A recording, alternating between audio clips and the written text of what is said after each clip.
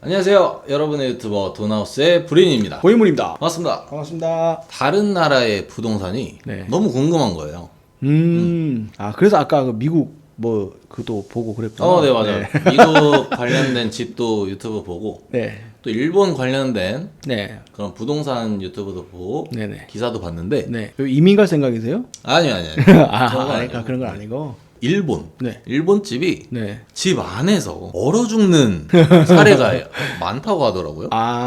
주로 얼어 죽는다는 뜻은 뭐냐면 저체온증을 의미해요. 약간 그건 오바된 기사고, 실제로 저체온증으로 얼어 죽는 게 아니라 급격한 온도차에 의해서 내려 올라가거나 심장으로 가는 혈관이 수축되는 바람에 원활한 혈액순환이 안 돼가지고 돌아가시는 경우가 굉장히 많다고 합니다. 겨울 한 계절에 10,000명 이상이 동일한 증상으로 집 안에서 숨진 채 발견되는 사례가 너무 많아서 일본에서도 매년, 이게 최근 일이 아닙니다, 매년 겨울마다 이 사건으로 인해서 이슈가 돼가지고 법을 개정해야 된다, 그런 항의도 하고 하지만 일본 정권에서는 일괄적으로 무시를 해버려갖고 아직도 변함없이 그런 증상들이나 그런 사건들이나 유지되고 있는 상태입니다. 왜 그런지 사실 좀 궁금했거든요. 일본은 사실상 이런 러시아, 시베리아 벌판도 아닌데 거기다가 플러스해서 경제적으로도 봤을 때 굉장히 상위 등급에 있는 GDP 높은 선진국 중에서도 거의 하이클래스에 있는 수준의 나라인데 불구하고 1년에 10,000명 이상이 겨울에 집 안에서 급격한 온도 변화에 의해서 돌아가신다는 말을 듣고 사실 좀 굉장히 의아해가지고 찾아봤거든요. 찾아보니까 그 원인이 뭐냐면 건축법 때문입니다. 건축법 중에 어떤 건축법이냐면 샤시와 관련된 단열법이 일본은 없다고 봐도 될 정도입니다. 이게 무슨 말이냐면 각 나라마다 사람이 거주할 목적의 주택을 지을 때는 건축법에 벽과 벽 사이에 넣는 단열재, 그리고 그 창문, 틀을 형성하는 샤시에 대한 기준이 명확하게 있습니다. 그리고 웬만한 선진국들은 대부분 그 기준이 비슷비슷합니다, 나라들끼리. 그래서 실제로 어느 나라에 가든 웬만하면 집 안에서 급격한 온도 차이나 추위 때문에 죽는 사례가 별로 없어요. 근데 유일하게 일본만 측정 불가합니다. 그런 기준 자체가 없습니다. 단열재를 쓸 때 수치가 예를 들어서 단열이 100 정도는 돼야 된다라는 기준이 있어야 되는데 일본은 그 기준 자체가 없습니다. 샤시도 우리 70년대 쓰던 그 구리색 똥색 샤시 있지 않습니까? 네네.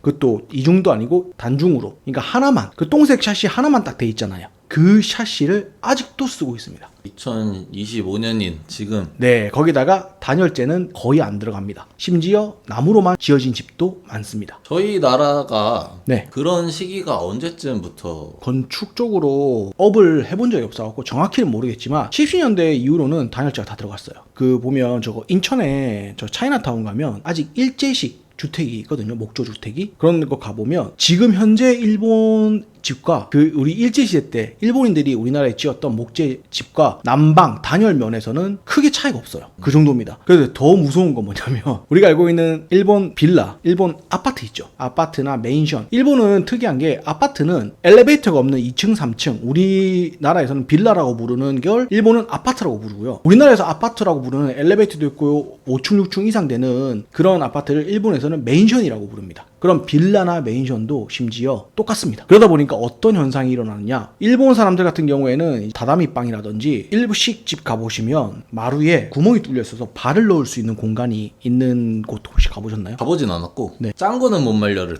맞아. 그런 식으로 거기 안에 그 밥을 먹을 때 이제 다리를 넣고 그 안에 이제 전기 난로라든지 그걸로 그 가슴 밑에 쪽으로는 이렇게 이불을 덮는다던가 그런 식으로 해서 따뜻하게 하고, 이제 상체는 정말 귀가 얼 정도로 추운데도 실내에서 그렇게 하고 밥을 먹고 또 잠을 잘 때 일본 영화나 그런 거 보면 이불이 상당히 두껍습니다. 일본에서 그렇게 상당히 두꺼운 이불을 써야만 하는 이유는 실내인데도 불구하고 실외만큼 춥기 때문에 잘 때 그렇게 두꺼운 이불을 코까지 덮고 자야지만 그나마 좀 따뜻합니다. 그러다 보니까 나이 많으신 분들 같은 경우에는 그렇게 밤에 잠을 자고 일어나자마자 이불을 제끼는 순간 두꺼운 패딩을 집에서 입고 돌아다니지 않는 이상 사실상 급격한 온도 차이로 인해서 혈압 수축과 팽창이 되어버리는 겁니다. 그러다 보니까 그 쇼크사로 사망하는 경우가 비일비재하게 나타나는 겁니다. 여기서 플러스 해가지고 이런 충격적인 사건을 발생시키는 일본만의 고유 문화가 있습니다. 우리나라는 샤워하고 나오면 집안이 따뜻하잖아요. 그러다 보면 뜨거운 물로 샤워하고 나오면 오히려 덥습니다. 우리나라는 집안이 따뜻하기 때문에. 그래서 온도차가 별로 없어요. 일본은 어떤 문화가 있죠? 사우나 문화가 있잖아요. 일본은 왜 사우나 문화가 있냐면 집 전체가 워낙 춥기 때문에 벌거벗고 샤워를 할 수가 없어요. 뜨신 물을 틀어도. 너무 추워서. 우리나라 사람들은 사실 공감하기 힘들어요. 왜냐면 그런 경험을 하신 분들이 거의 없기 때문에. 그냥 이렇게 생각하시면 돼요. 바깥에서 뜨신 물로만 샤워를 한다. 시골 마당에서 찬바람 쌩쌩 부는데 그렇게 생각하시면 되세요. 뜨실 물만 틀어놓고 샤워를 하려면 물을 우선 안 틀고 비누칠도 하고 해야 되잖아요.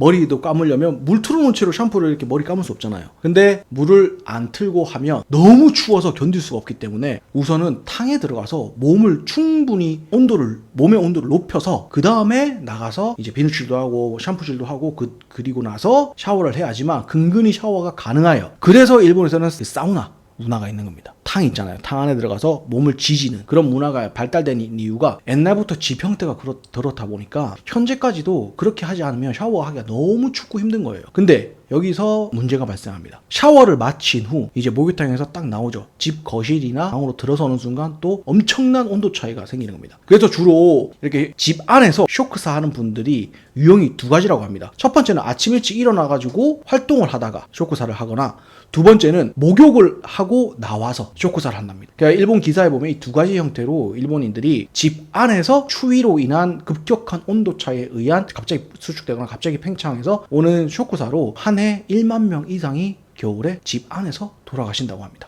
일본은 너무나 지금 사실 선진국이지만 일본의 부동산 버블이 꺼지고 그런 원인 중에서도 일본은 집 자체의 가치가 굉장히 다른 나라들보다 현저히 낮다고 볼 수 있습니다. 샤시도 너무나 구리고 단열 보온도 너무나 안 되고 일본인들 말고는 다른 외국인들이 일본 집에서 집을 사서 살기에는 겨울이 너무나 춥습니다. 삿포로 같은 이런 추운 지방만 국한된 얘기가 아닙니다. 오키나와 외에는 웬만한 일본들은 겨울에 다 춥습니다. 그래서 일본에는 이런 말이 너무나 당연하게 돌아다닙니다. 겨울은 원래 추운 계절이다. 근데 우리나라는 안 그렇잖아요. 그죠? 그렇죠. 예. 겨울이 너무나 춥지만 우리는 그걸 당연하다고 생각 안 해요. 그래서 겨울 중에 유독 영하로 떨어지는 추운 날에는 오늘 너무 춥다라는 말이 자연스럽게 나옵니다. 근데 일본은 그 추운 게 너무나 당연하기 때문에 너무 춥단 말이 잘 안 합니다. 사람들이. 그런 말을 하면 이상하게 생각해요. 겨울이 원래 추운데 왜 저런 말을 하지? 라고 생각할 정도로 집 밖에만 추운 게 아니라 집 안도 춥기 때문이다. 집 밖만큼. 그래서 이런 부분이 너무나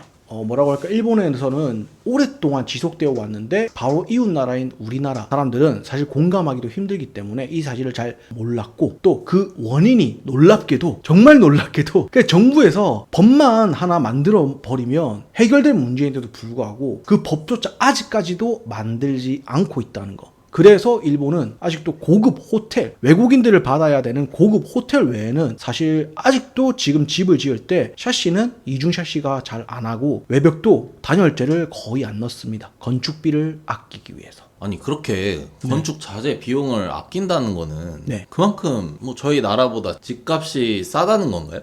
아니요. 지금은 물론 굉장히 저렴해진 지역들이 많아요. 일본은 사실상 집값을 생각하지 않아요. 땅값을 봐요. 왜냐면 일본 같은 경우에는 우리나라처럼 막 20층, 30층, 고층 아파트가 즐비한 그런 나라가 아니에요. 아까도 말씀드렸지만 아파트라 하면 2층, 3층이에요. 그리고 맨션이라면 좀 고급스럽다고 인식해서 짓거든요. 엘리베이터도 있고 하기 때문에. 그래도 10층을 잘 안 넘겨요. 그러니까 굉장히 고급층이 없다는 말은 뭐냐면 그 땅값만 보고 집을 만드는 거예요. 그리고 일본 같은 경우에는 고급 집을 고층 집을 만들면 그만큼 뼈대라든지 벽 외관 두께라든지 강해야 돼요. 일본 하면 생각나는 게 뭐예요? 쓰나미는 왜 일어나죠? 지진. 네. 지진 때문에 고층 건물을 못 지어요. 지진에 이제 방어를 해야 되기 때문에 다들 낮기 때문에 그 땅값을 보는 거예요. 땅값. 제가 최근에 서치하면서 알게 된 건데 심지어 일본에 20평, 30평짜리 소위 말하는 아파트 있죠. 2층, 3층짜리 우리나라 빌라 같은 그런 아파트 같은 경우에 주요 도시 외의 외곽 지역에는 단돈 5천만 원, 단돈 1,500만 원에 나와 있는 매물도 있습니다. 와 그렇게 싸요? 네. 1,500만 원에 일본에서 2, 3층짜리 엘베 없는 빌라 같은 경우에는 15평, 20평짜리가 외곽에는 지금 1,500만 원에 실제로 부동산 매물로 나와 있는 매물도 있습니다. 우리나라 돈 1,500만 원이요. 그 정도로 일본 같은 경우에 지금 현재 부동산이 인구가 밀집되어 있는 도시 외에는 100만 가구가 빈집이라고 합니다. 100만 가구 이상이. 그래서 우리나라가 자꾸 우리나라 부동산 전문가들이 일본을 들먹이는 이유가 바로 그겁니다. 완전히 붕괴됐거든요. 그런데 반대로 최근에 일본 도쿄 시내 중심가는 신고점을 뚫고 있습니다. 외국인 투자자 자본의 유입으로 인해서 지금까지 20, 30년 동안 쭉 하락세만 걷고 있던 일본의 땅값이 외국인 투자자들 눈에는 매력적으로 보이기 때문에 지금 외국 자본이 일본 도심 중심가 쪽으로 몰리고 있어서 참 아이러니하게도 일본 외곽 변두리에는 거의 집값이 아닌 수준이 됐어요. 약간 장기 투숙 모텔료만 내도 일본의 좋은 호텔 1년 투숙한다 했을 때 한 1,500만 넘거든요. 근데 그 돈으로 그냥 뭐 그렇게 좋진 않지만 아파트를 한 채 구입할 수 있을 정도로 일본은 지금 부동산 시장의 그 불균형성이 완벽하게 무너져 버렸어요. 그래서 우리 부동산 전문가들이 이제 우리나라 부동산을 얘기할 때 우리나라도 부동산도 일본처럼 될 것이다 라고 많이 예견을 하지만 많은 부분에서 우리나라 부동산과 일본 부동산은 급격한 차이가 있어요. 또 이런 말도 있거든요. 그러니까 상대적 빈곤이라는 말이 일본 사람들이 어떻게 느끼냐면 일본의 그 유명한 관광지에 어느 작은 라멘집이 있는데 일본 자국민들한테 파는 금액은 우리나라 돈으로 10,000원인데 외국인한테는 따로 외국인들을 위한 믹스 라면이라고 해서 갖가지 재료를 더 첨가해가지고 양은 동일한데 50,000원에 팔고 있어요. 5만 원이요? 네네. 라멘이? 네네네. 근데 외국인들 입장에서 특히 중국인이나 유럽, 일본인들, 그 미국인들 입장에서는 외국인들은 그 50,000원이 와 이런 재료도 들어가고 저런 재료도 들어가고 이 기똥찬 맛있는 맛에 비하면 적당한 것 같아 라고 하고 그걸 바가지라고 생각 안 하고 유행처럼 일본에 가면 들려야 되는 맛집으로 선정되어 있어요. 그걸 보고 일본인들은 자기네들은 한 끼 라면 먹는데 10,000원을 내는 것조차도 과소비예요. 많은 일본 젊은이들한테는. 근데 외국인들은 그게 심지어 바가지는커녕 적당한 가격이라고 스스로 판단해버리는 그 모습에 상대적 박탈감을 느낀다고 합니다. 그러니까 마치 선진국 중에서도 상위 클래스인 자국민인데 우리나라에서 내가 우리나라 음식을 먹는데 왜 외국인들이 먹는 음식과 금액을 바라보면 내가 후진국에 못 사는 나라의 자국민 같이 느끼냐라는 겁니다. 일본은 지금 현재 그 정도로 부의 불균형이 심각합니다. 우리나라도 그런 면에서는 비슷한 면을 보일 수가 있어요. 하지만 우리나라는 건축법에서부터 사람들의 성향 모든 것들이 일본과는 완전 다릅니다. 일본은 그냥 묻어가는 성향들이에요. 말을 못하고. 그러다 보니까 그런 말도 안 되는 건축법에 아니 단열을 기준도 없이 업자가 마음대로 되게끔 해놓고 그 결과로 인해서 자국민들이 겨울 한계절에 집 안에서 추위로 인한 원인으로 죽는 인구가 10,000명을 매년 넘어가는데도 불구하고 국민들은 그걸 당연하게 받아들이고 수십 년을 살아가고 있다는 것 자체가 우리나라 민족성과 일본 민족성은 현격한 차이가 있습니다. 예, 그렇기 때문에 우리나라가 마치 당연하다는 듯이 자연스럽게 일본의 모습을 닮아가거나 따라간다고 생각하고 예측하는 건 사실상 좀 틀린 예측이 되지 않을까라는 게 제 생각입니다. 알아보면서 파면 팔수록 너무나 다릅니다. 우리나라와 일본은. 그 유사성은 뭐 같은 아시아 국가고 바로 옆에 있고 우리나라가 일본 부동산에 뭐 비슷하게 따라가는 면도 있긴 있죠. 초고령화 사회라든지 또는 지방은 부동산 가격이 팍 떨어지는데도 불구하고 강남은 나홀로 독주하고 있다든지 그런 면들에 있어서는 좀 크게 멀리서 봤을 때는 비슷한 면이 많습니다. 하지만 가까이 가서 들여다보면 굉장히 현격한 차이가 있습니다. 우리나라는 반드시 잘못된 것과 그리고 불합리한 것에 대해서 수정하고 고치고 그거에 대해서 말할 수 있는 사람들입니다. 하지만 일본 사람들은 그렇지 못한 사람들입니다. 말 그대로 스스로 자신의 운명과 인생을 개척할 수 있는 사람과 없는 사람의 차이만큼이나 큰 차이를 갖고 있기 때문에 그 결과 또한 다를 거라고 생각되고 그래서 이번 시간에는 제가 이제 일본 부동산 현황이 우리나라가 어떻게 닮아 있는지 또는 우리나라가 그렇게 될 것인지를 판단하기 위해서 알아보면서 알게 된 이 어처구니 없는 집안에서 겨울 한 계절 동안만 일본 인구 10,000명 이상이 추위로 인해 사망한다 라는 것에 대해서 한번 말씀드려봤고 그와 동시에 일본이란 선진국 중에서도 최상위 클래스인 선진국이 외국인 관광객에 의해서 어떤 식으로 상대적 박탈감을 느끼는지에 대해서 말씀드리면서 그 부분은 우리나라도 크게 다르지 않을 수도 있겠다라는 생각을 하게 됐습니다. 왜냐하면 현재 부동산법에 의하면 중국인들은요 국적이 중국이라는 이유 하나만으로 부동산 시세 차익에 대한 상속세와 증여세를 단 1%도 내지 않고 있습니다. 그래서 제주도에 중국 땅이 너무 많아지는. 네네 맞아요. 그뿐만 아니고 대출 규제 또한 받지 않고 있습니다. 반대로 우리나라 사람들은 국적이 우리나라라는 이유 하나만으로 증여세와 상속세 기본으로 50% 이상을 내고 있습니다. 그리고 대출 규제를 받아서 내가 부동산 투자를 적절한 시기에 충분한 내 능력만큼의 투자를 할 수 없는 지금 상황입니다. 이게 바로 상대적 박탈감을 만들어내는 현재 우리나라 정치가 조금 수정하고 개선하고 보완해야 될 점이 아닐까라는 생각을 하면서 그 일본인들의 상대적 박탈감에 대해서 보면서 우리나라에도 이런 지금 현재 부분이 있는데 점점 빈부의 격차는 날로 커질 것이고 그런 부분은 조금 닮아갈 수도 있는 확률이 높을 것 같아서 이런 부분에 있어서 우리 대한민국 사람들은 과거처럼 부당한 부분에 있어서는 들불처럼 들고 일어나 다시 한 번 더 바꿔야 되지 않을까, 그런 생각에서 한번 이번 영상에서 언급해봤습니다. 세금 너무 많이 뛰는 것 같아요. 부동산에 관한 네. 정보가 너무 궁금하다 보니 네. 다른 나라도 봤었는데 놀라운 사건. 네. 겨울에 10,000명 이상이 네. 집에서 돌아가신다. 집 안에서 추위로 말도 안 되죠 우리나라에서는. 여러분들은 도대체 어떻게 생각하시는지 정말 궁금합니다. 댓글을 남겨주시면 앞으로 영상을 제작하는데 많은 도움이 됩니다. 지금까지 저희 돈하우스를 끝까지 시청해주신 구독자 여러분 부자 되시길 바랍니다. 잘하세요. 감사합니다.